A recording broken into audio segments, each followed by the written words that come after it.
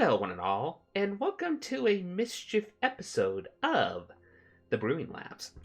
Now, I'm going to make this episode a teeny bit quick, mostly because it's going to be kind of a hectic week with pretty much I live in America, so we're going through the whole election thing.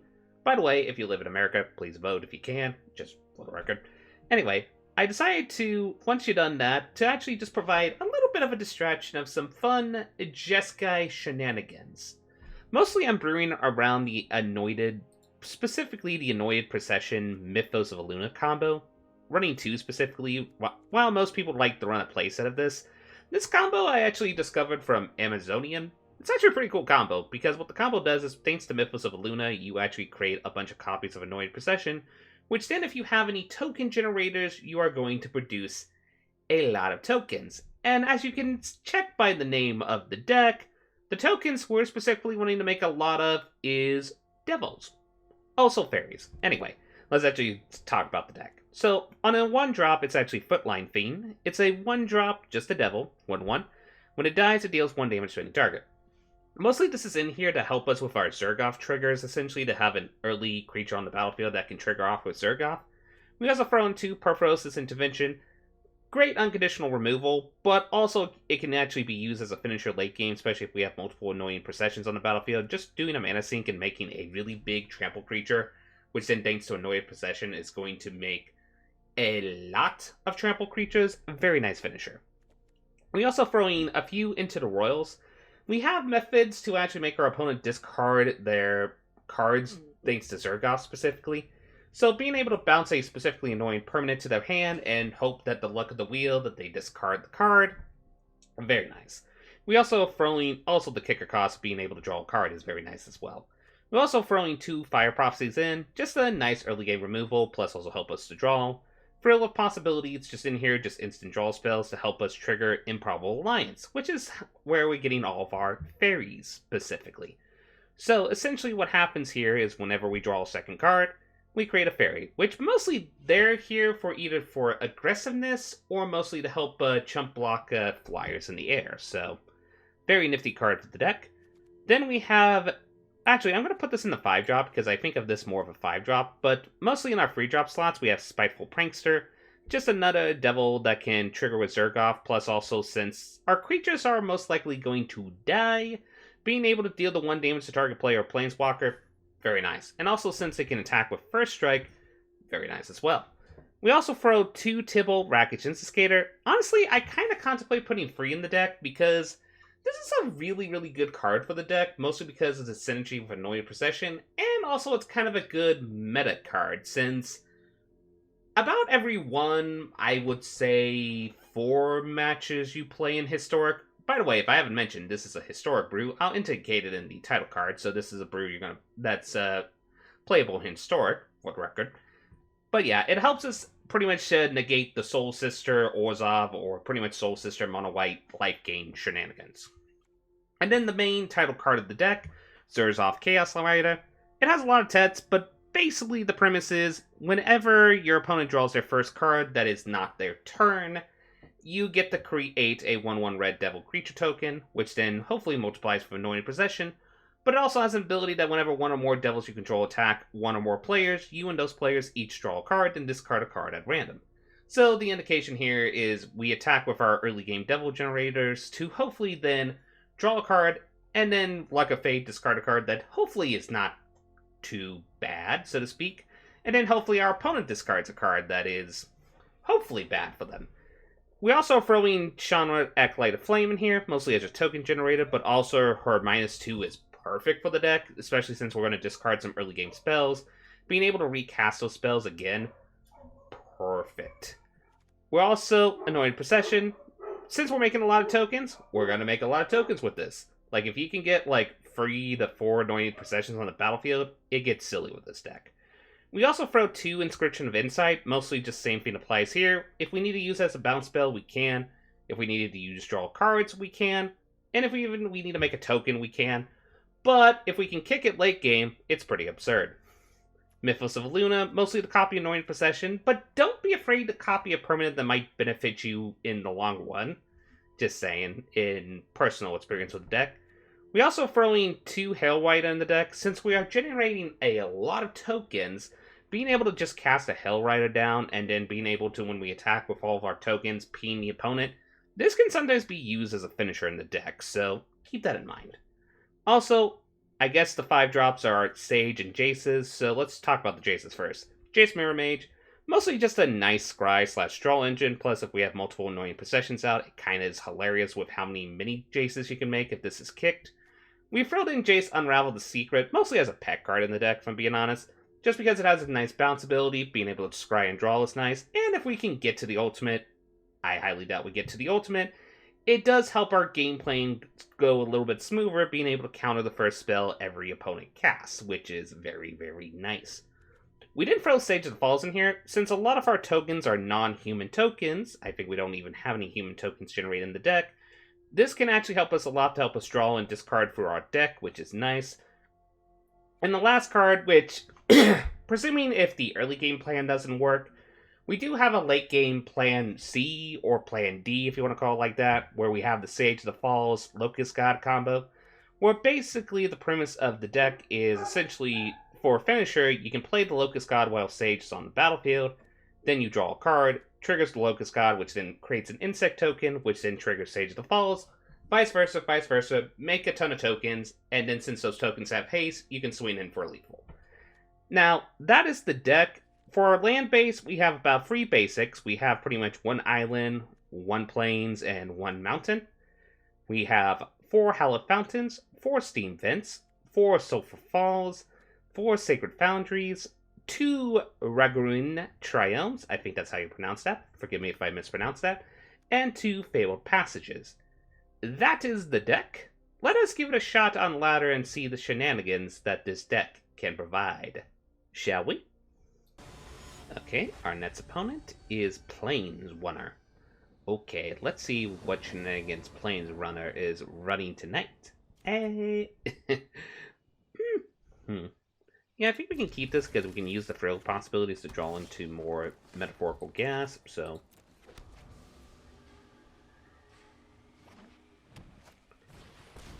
Looks like our opponent's doing gramping shenanigans, so we're going to play this. We are going to play the frill possibility. Probably discarding... Do I want to discard Jace or Chandra? I think Jace. That way then we can play Chandra. Well, now I'm starting to wish we did Chandra.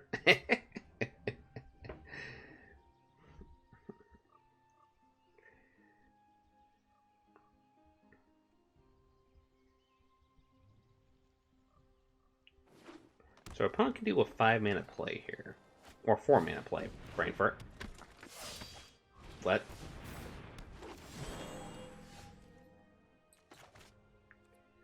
Well, that goes into the realm. I wasn't suspecting that.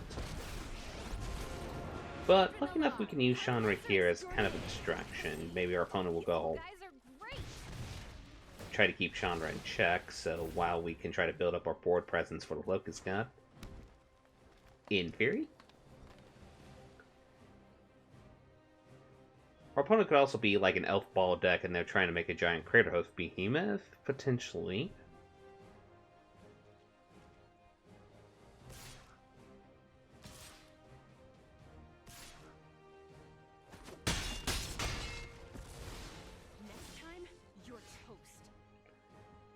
Okay, so what we're going to do here is play the Fabled Passage, crack the Fabled Passage. We're going to go get a mountain again. We're going to play the Footlight theme, and then we're going to play Chandra number 2.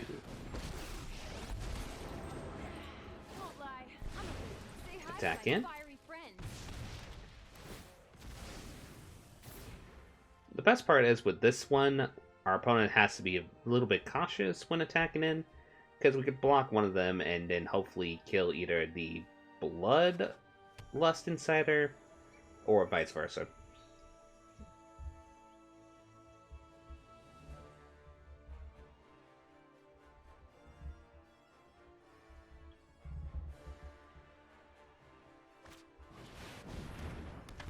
Oh. Yeah, we are blocking that.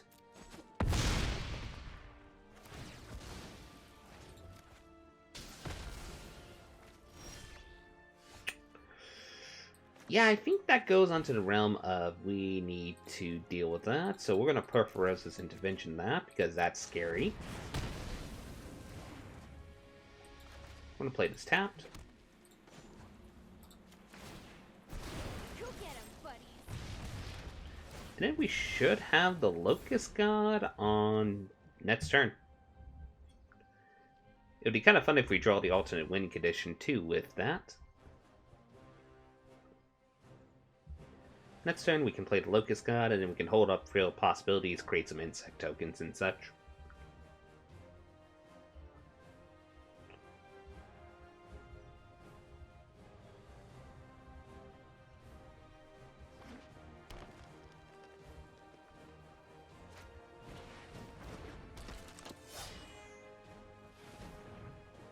Blue?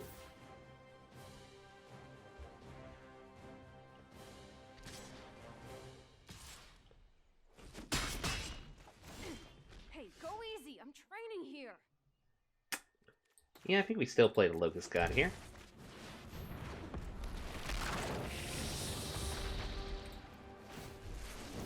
We can do this And then together. force the opponent to try to attack in with everything. Unless they got a really big spell they're ramping into.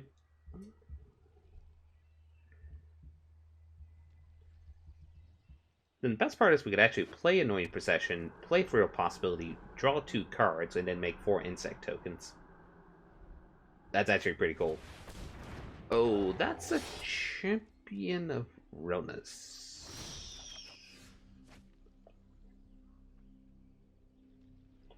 So yeah, we're gonna create some bugs. Opponent's reading the card.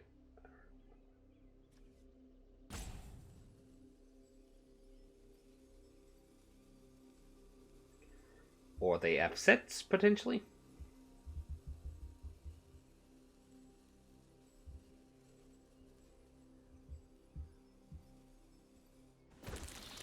Okay, so we're going to play Annoying Procession.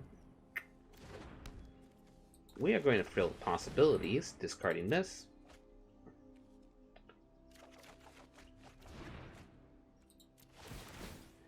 Then we make 4 insect tokens. And we are going to make 4 elemental tokens. These little guys are So they have great. 4 things. So we'll attack with 1, 2, 3, 4, 5, 6.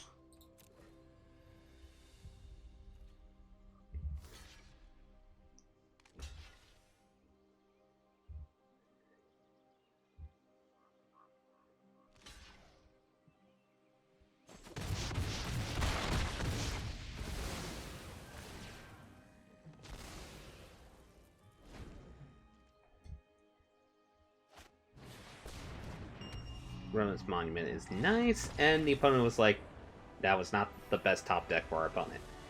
Still, that is a good showing of the late game shenanigans of the deck. Okay, our next opponent is a Ballister. I believe is how you pronounce that, but correct me if I'm wrong. Anyway. We have a bounce spell, we have a way to get red mana, I think we keep.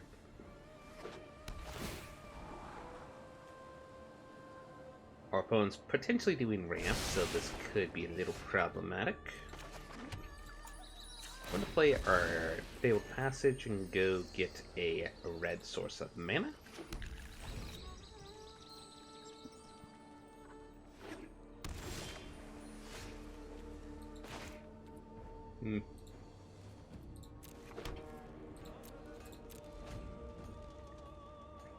Looks like our opponent's holding up counter magic. Potentially, well, there's the Uro.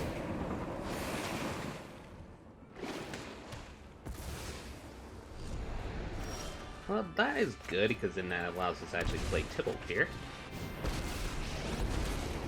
Play nice. We're not going to make a token yet, because we can play the Annoying Procession next turn and make 2 tokens. Like so.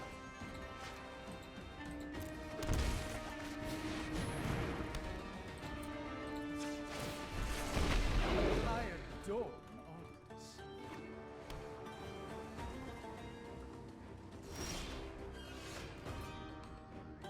Hmm.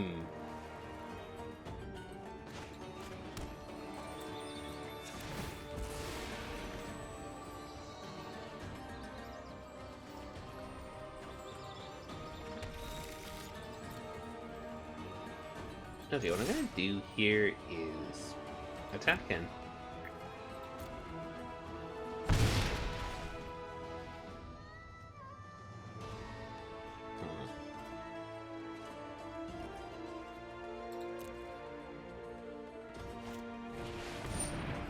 Mm-hmm.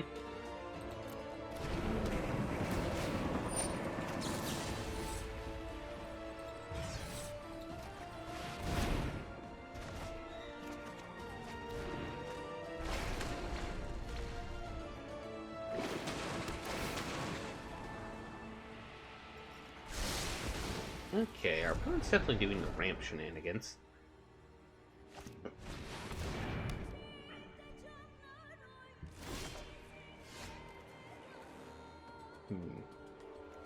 Well, see if our opponent has counter magic. They do not. So in that case, we're gonna make about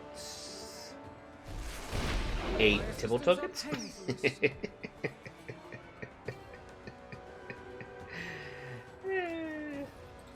We're gonna swing in.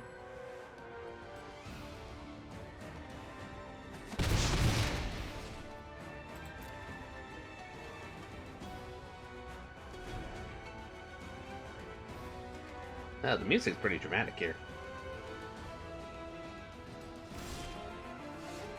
Okay. So... here's what I'm gonna do.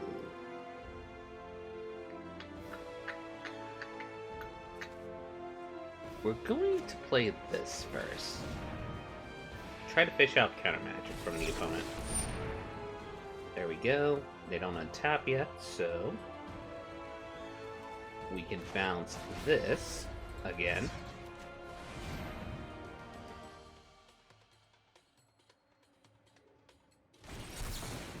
Okay, we got 2 counter magics out of their hand. That's all we needed.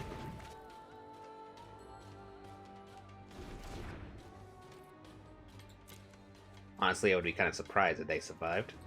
So we're going to swing in with 8 of these tokens.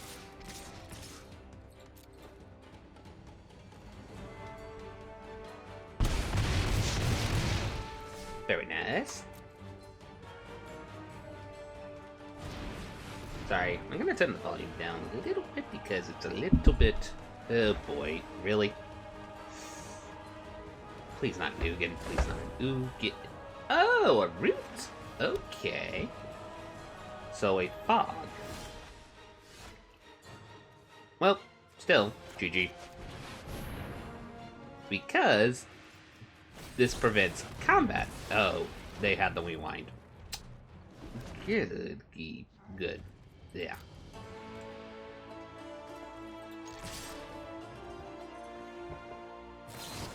Mm-hmm.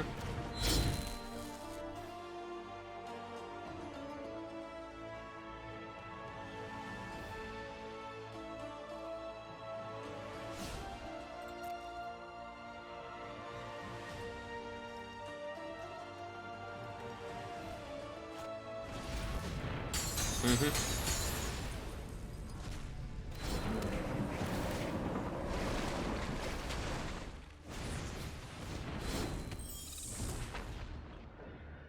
Well, the good news is it's still going to cost a lot of mana to do the quote-unquote...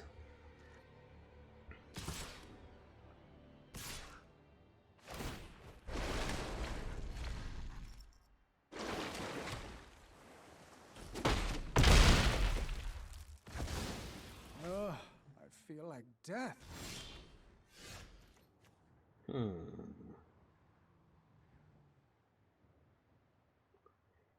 Okay, first things first, we're going to play the footline theme. Actually...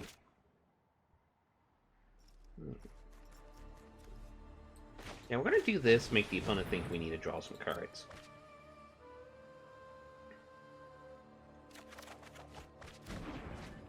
Okay, they didn't fall for that.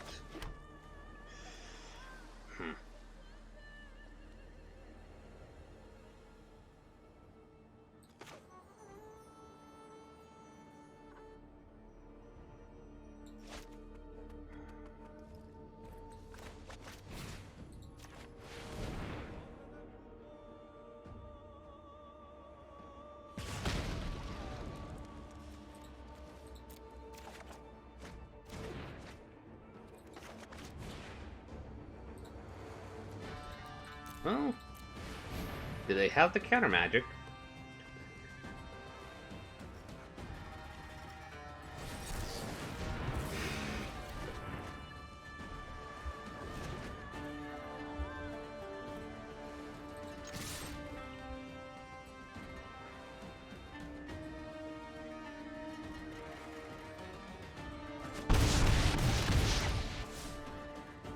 This game is going to be a little bit close because they could tutor for anything. Or just draw a lot of cards. Hey.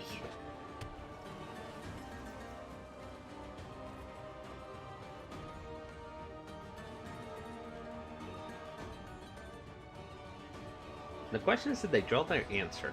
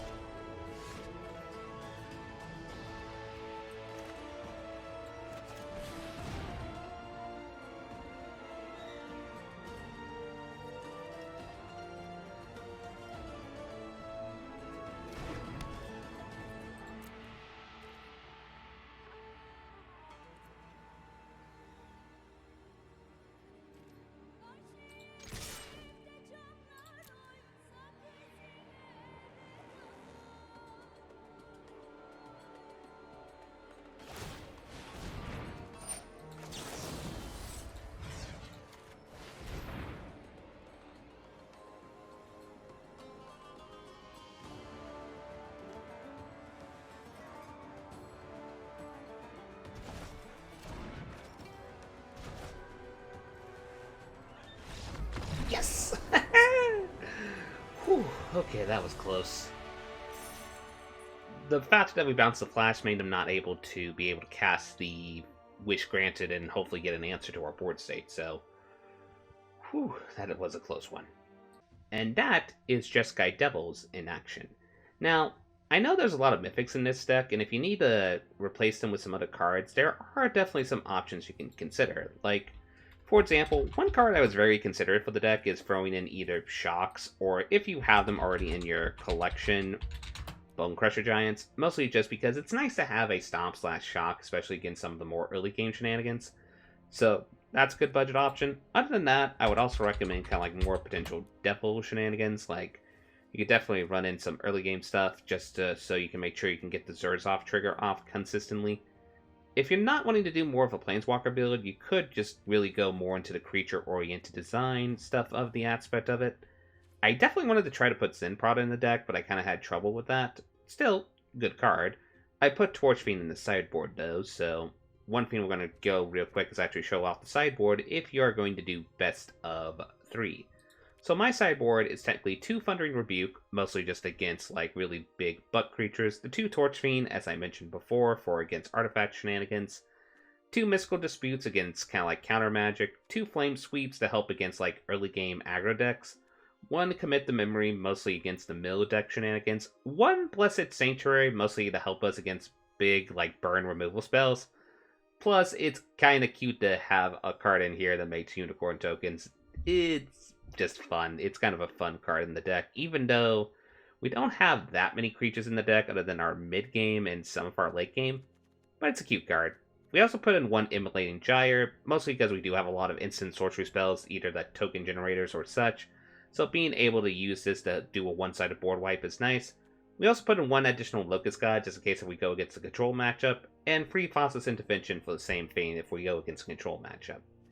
And that is the deck. I hope you all had enjoyed this video. If you did, please like and subscribe and get ready for some more janky shenanigans. Also, you can catch me on Twitch. I did have a previous Twitch schedule, like I'll probably post it on Twitter and such for those. You can catch me on Twitch, known as LevDev, for just janky brewing shenanigans within a variety of card games, including MTG Arena. Nevertheless, I hope you all have a lovely day. And this is LevDev, signing out. Bada beep, bada boop.